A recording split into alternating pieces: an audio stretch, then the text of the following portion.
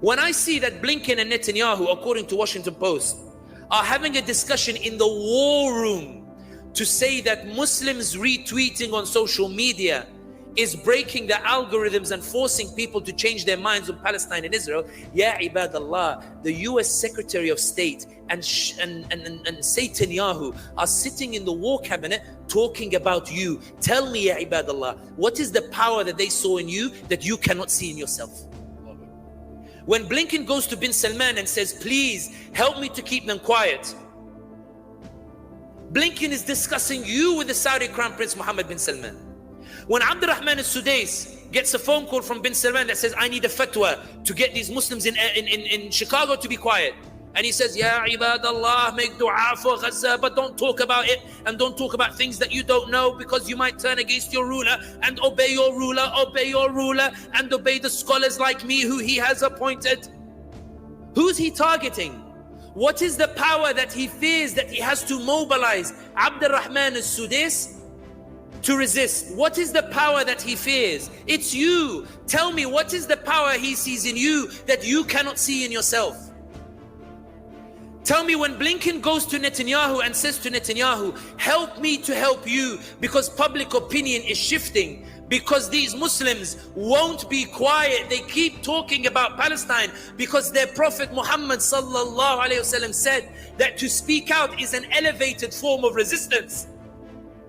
When Blinken is telling Netanyahu that we need to put a humanitarian pause because they're causing a shift in public opinion, what is the power that he saw in you that he went to Netanyahu and panicked and said we need to change our strategy? Why do they see the power in you but you fail to see it in yourselves? Why is it Allah says وَإِن تَعُدُّوا نِعْمَةَ اللَّهِ لَا تُحْصُوهَا, that if you were to count the blessings of Allah, you would never finish counting them, suggesting you're never in a poor state. Allah always give you His blessings. Why do they see the blessings and power Allah gave you, but you fail to appreciate the blessings that Allah subhanahu wa ta'ala gave to you? Takbir. Takbir. That's why reading the Quran as a political book as well gives you these conclusions. Allah is merciful. Allah doesn't expect you not to feel scared. Allah doesn't expect you not to hesitate. Musa alayhi salam received 6 reassurances before he went to Fir'aun.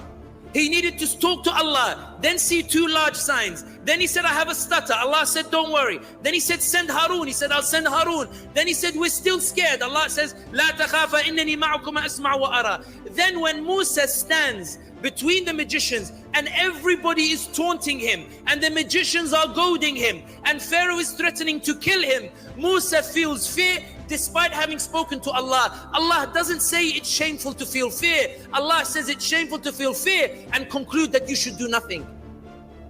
Because Allah subhanahu wa ta'ala said to Musa, لا تخف إنك أنت الأعلى. And Allah in His mercy didn't say, Musa, how dare you? He said, Musa, I've elevated you. I've made you stronger. And He reminds him, throw your stick, it will defeat the magicians. And Musa threw the stick and he found all the magicians prostrated before Allah subhanahu wa ta'ala. Allah said, leave the outcome to me. Just move, just mobilize, just do something.